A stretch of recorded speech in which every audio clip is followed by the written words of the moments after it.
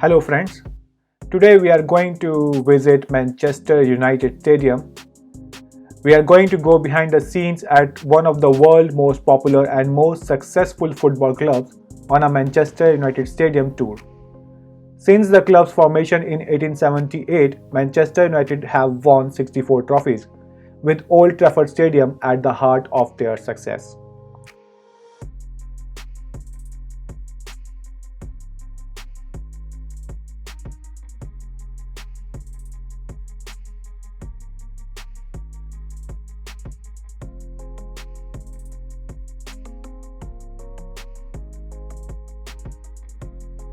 The stadium is one of the world's most recognizable venues and the largest club football stadium in the UK. The Manchester United Museum and Stadium Tour gives you the opportunity to discover the history of the club and to see inside the spectacular 76,000 capacity stadium.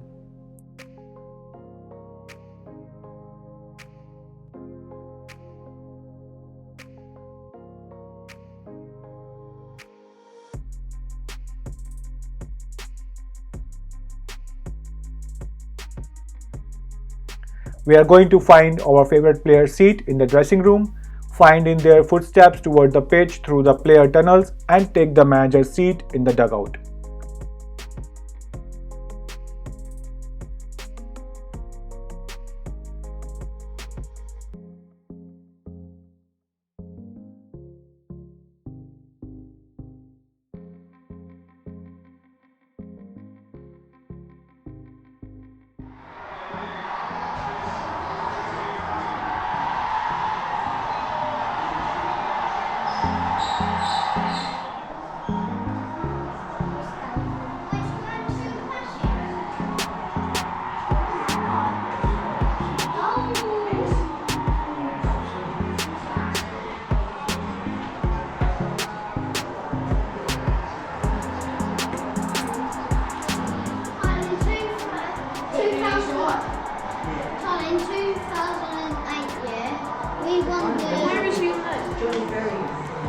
The museum blends historical exhibit with state-of-the-art interactive experience. Discover the stories of the club's most famous players, including Bobby Charlton, George Best, Eric Cantona, David Beckham, and Ronaldo.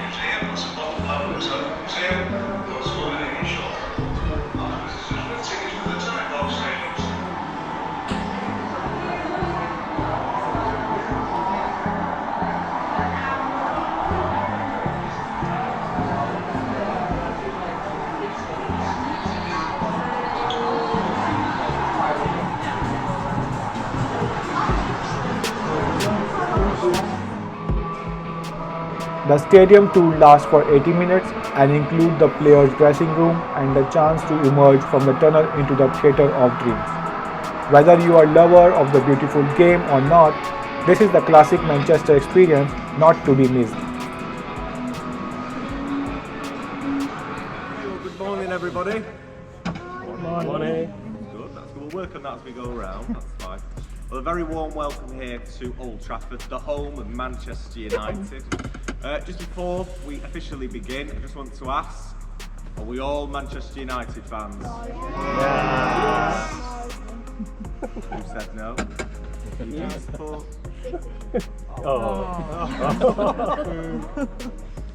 You must be used to an empty stadium. There we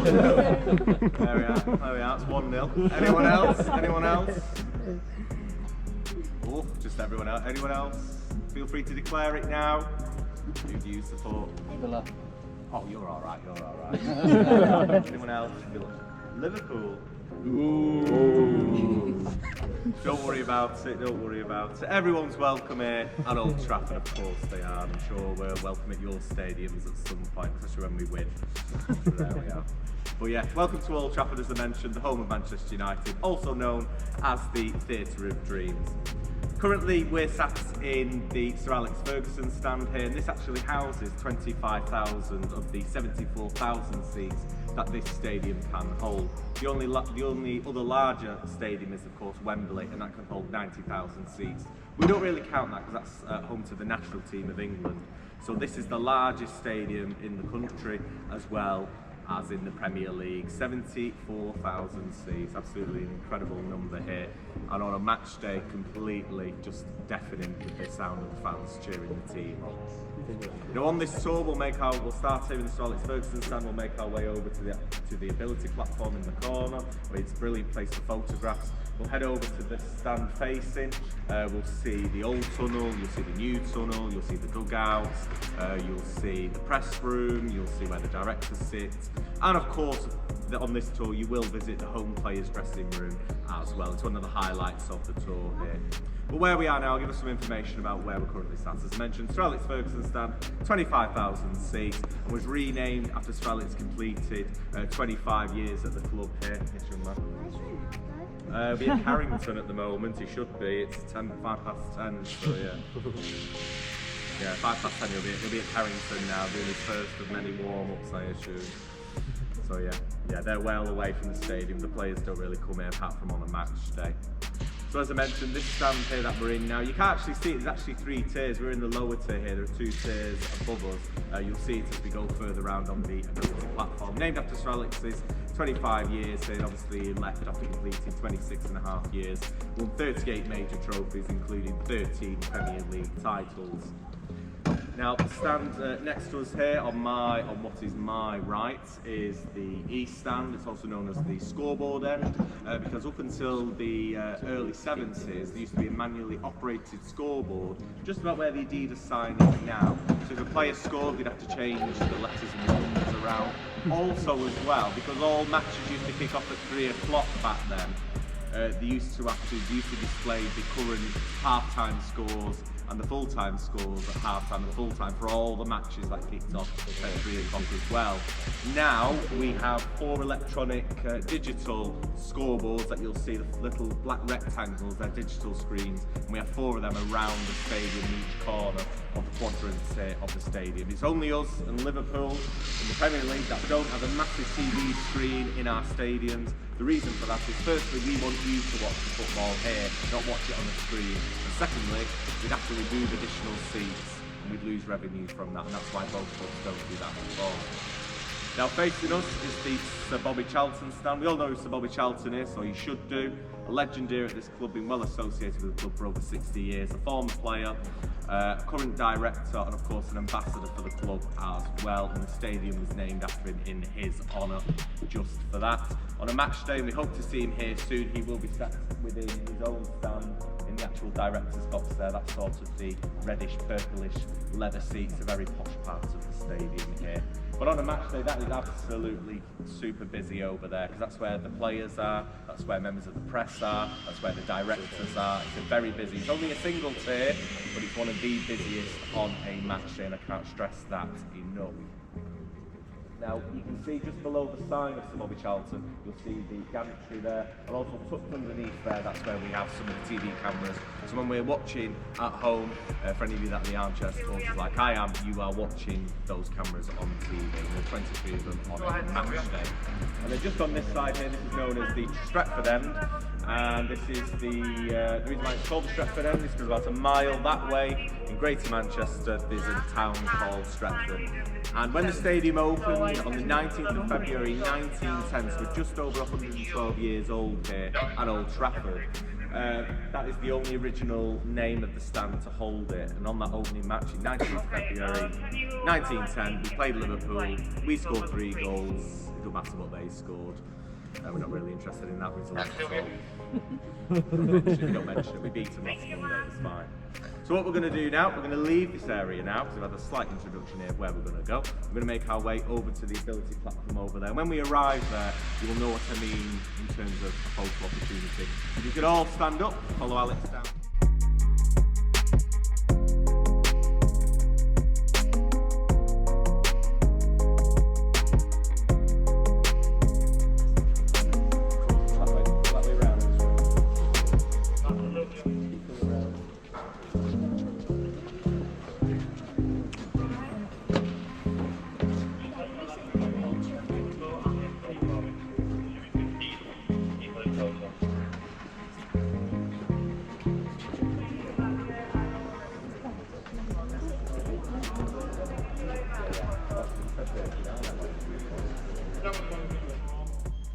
And as you can see, it's 3 tiers in this area here at the stadium. Above us, just behind, there's another section as well. And in the corner of the Stretford end, in the quadrant, there's a specialist area there.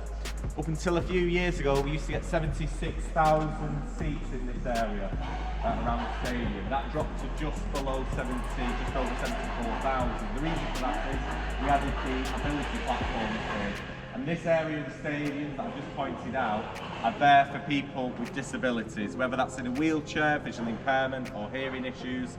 That allows them to come to this area and enjoy a game of football and get the full experience of what it's like in here at Old Trafford. It's wide enough for wheelchairs, they offer headsets, video streams so they can listen and watch, and that's even Wembley doesn't offer this kind of experience to any sort of additional fans that may need that additional support. The only problem about being in this area here is behind you. If you all quick look behind, between the green netting, this is where the away fans are. Yeah. If it's a Premier League match, you get 3,100 fans. If it's a small club like Arsenal, they'll probably take half of that with their away fans. If it's a European Cup, such as Europa or the Champions League, you get close to 4,000 away fans. If it's the FA Cup or the three-handed one, the Carabao Cup, you get nearly 9,000. And if they need 9,000 seats, we actually give them the top tier of the East stand there as well. And depending on the allocation of how many are taken, the green barrier that you can see there, the metal arm of the netting, that will move up and down within the stand here, depending on the allocation. Now, any away fans that are travelling, firstly, you lose all those seats. Yeah, you will. Yeah. So if they take the full allocation, it will remain. If they need more, it'll move along. If it's a small club, if they don't take it, they'll just move it along. Where the green netting is over seats. That's for security. They have to do that for stadium safety. Yeah. But one thing that they can get in the corner there, where the R is, just where part of the R is covered, that's actually safe standing for the home fans. But here, you've got safe standing for the away fans. Also, any disabled away fans, they sit at the top there, and the view up there is absolutely incredible. So everybody's welcome at Old Trafford. It's kind of nice that we offer that to them as well. Above the safe standing for the away fans there is the little greyish box up there, that's the security cabin. They can actually view every seat on a match day. The police are up there as well. And this stadium is looked after 365 days a year, 24 hours a day. Just to point out, we were sat in the letter S there, and you can now see the 3 tiers of the Sir Alex Ferguson stand on all of the 25,000 seats. You'll also notice the flags above the Sir Alex Ferguson stand. They actually indicate the home nationalities, the home countries of the first team players. Now at this point in the tour, we can remain here if you wish to do so, or we can make our way to the home players dressing room. Stay here. Bit mixed. For those of you that want to stay here, you can stay with Alex. That's normal to home playing dressing room, yeah? Yeah.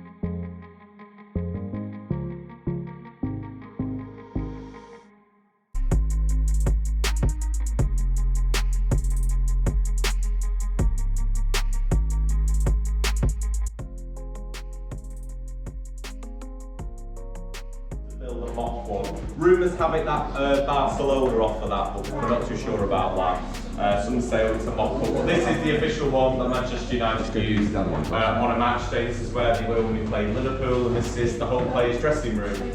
Now the shirts around us, people ask, are the shirts the same ones that the players wore? The answer to that is no. These are just the ones that they sell in the mega store at the end of the tour. They're here because they give you an idea of where players recently sat in a recent match here. So you can't go smelling to see if you can smell Ronaldo on it. Because at the end of a match, all those kit goes into a box, a big sort of crate in the middle there, and they're taken off to Carrington to be freshly washed and freshly laundered.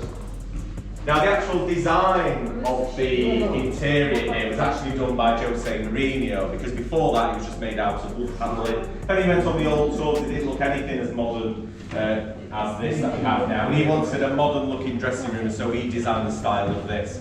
The actual layout of where the players sit in terms of goalkeeper, defence, midfield, strikers, and of course the substitutes, that was down to Louis van Gaal. And the reason for that is at half time you get about 8 minutes to go and have a quick word with any players that you need to, so it's easy to have them in one area rather than having to hunt round the changing rooms. Under the Alex Ferguson, players could sit wherever they wanted to.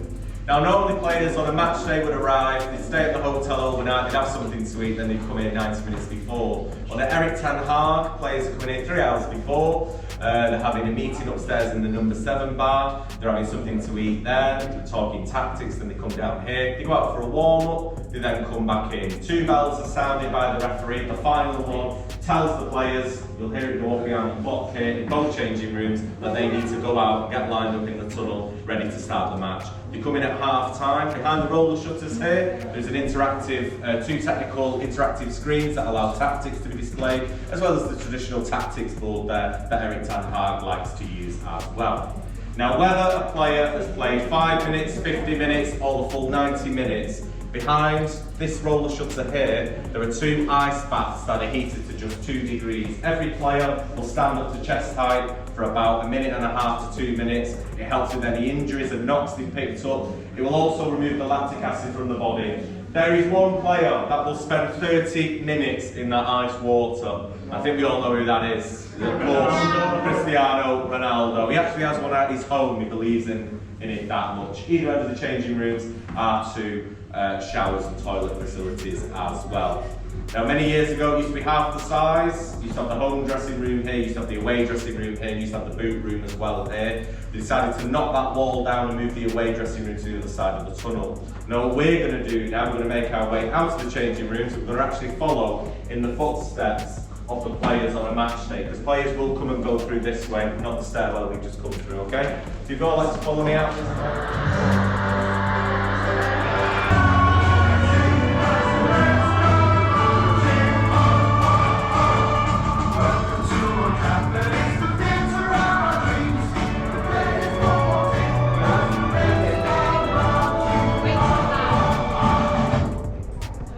Glad that stopped that, because that will go on for about 4 hours, that track. So as you can see, we are now in what we call the new tunnel. We did pass the old tunnel. The reason why this new tunnel is here and was first used in 1993, bearing in mind the old tunnel was used from 1910 up until 1992. The reason why this tunnel was built here at Old Trafford was because of tragedies such as Hillsborough, where sadly 96 Liverpool fans lost their lives, and more recently another person has succumbed to their injuries, bringing that tragic total to 97.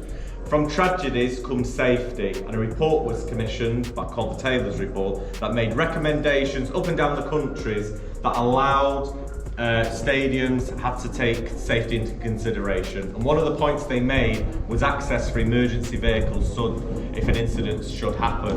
Now the gates at the back here of the tunnel, they actually open to the very top. Emergency vehicles, fire engines, ambulances, police can actually come through the tunnel here. They can actually make their way onto the pitch. The bottom part of the tunnel, the red bit, is wheeled out right onto the pitch and is discarded. Above us here, where it's painted yellow, you get 99 ticket holders sit above us.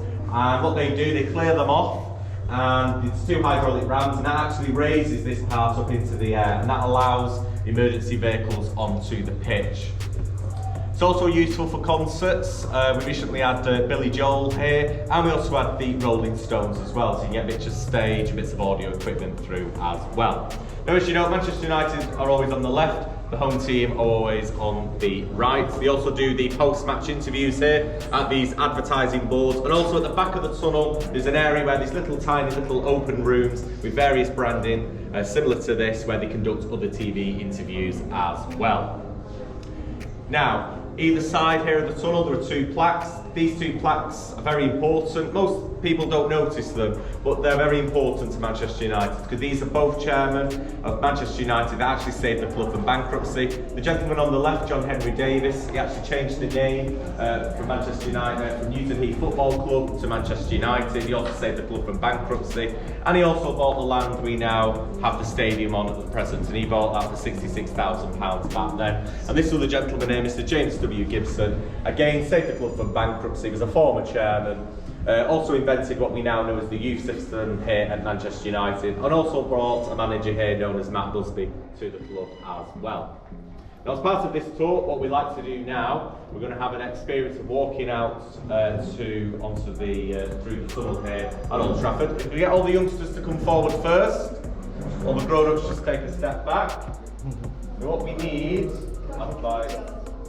what we'll do, I want two captains, 1, 2, sorry, that. So, some lads line up this side, captain here as well. Kids choose the side. Now grown-ups fill in behind, so we'll 2 lines.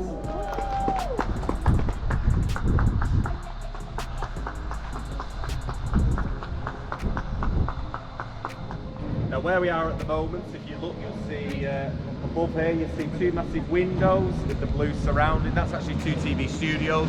On one side is MUTV, Manchester United's network, and on the other side it'll be home to the home broadcaster for that day. That could be Sky, could be BT, could be the BBC, Amazon, etc. That's where you find Roy Keane and Grumpy Graham Souness on a match day. Now what we're going to do, we're going to make our way round to the dugouts now, and we're going to follow in the footsteps of the manager. You feel free to sit in.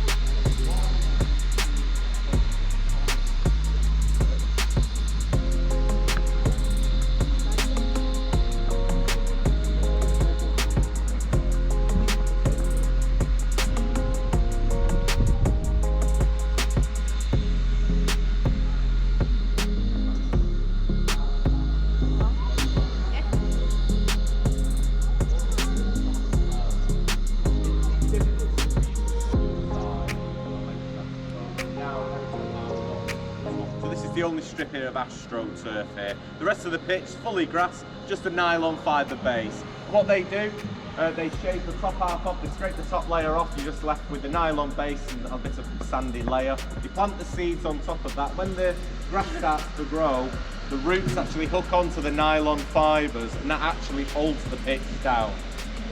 Now somebody asked, why is it raised slightly? You do get a shock when you stand here pitch side how raised it is. Firstly, it's to help with drainage, but also we have under pitch heating systems as well. So we have miles and miles of pipes that deliver hot water in a winter's morning just to thaw the pitch.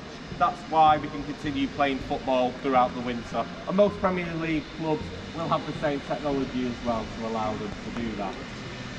Now where you are here at the dugouts, as I mentioned, it was first used in 1910 up until 1992.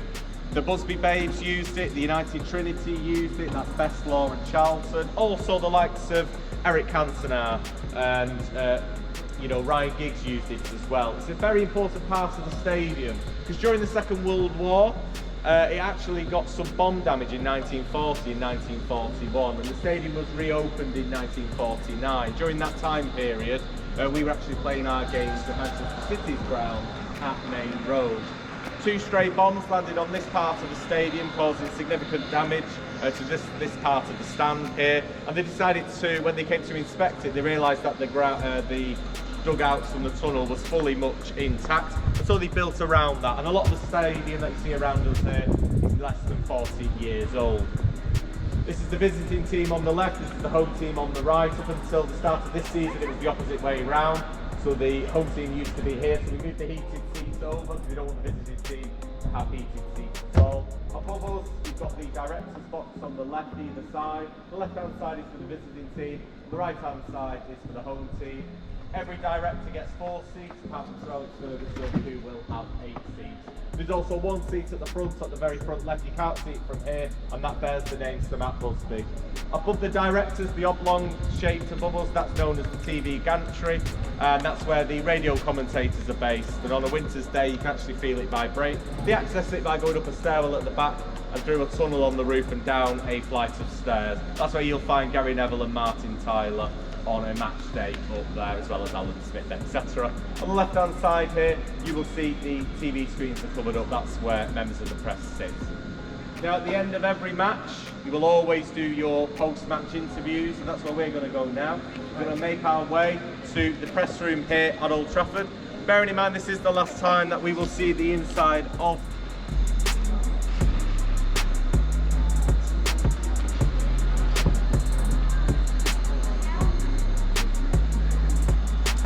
Okay guys, follow me this way. It wasn't only used as a press room here. Under Sir Alex Ferguson, many of the treble-winning stars were unveiled here as players. The first was a man called Dion Dublin. Most people, if you watch Hans Under the Hammer, he presents that now, a bit of a TV celebrity at the moment. He was fine on his first match when we played away. When we played at home, he suffered an horrendous leg injury, actually broke his leg and his foot and damaged his knee as well. We needed a replacement, so the second person to be unveiled here as a player for Manchester United was Eric Cantona. And the third one that we like to mention is, of course, Roy Keane. Now, the only person to be based in this room as a player, a former away manager and a former Manchester United manager is, of course, Ole Gunnar Solskjaer. And the last person to be unveiled here was a man called Diego Forlan. I hope you do enjoy the tour. Please do like and share the video. And if you are new to the channel, please subscribe it and press the bell icon button to get the notification for more upcoming videos.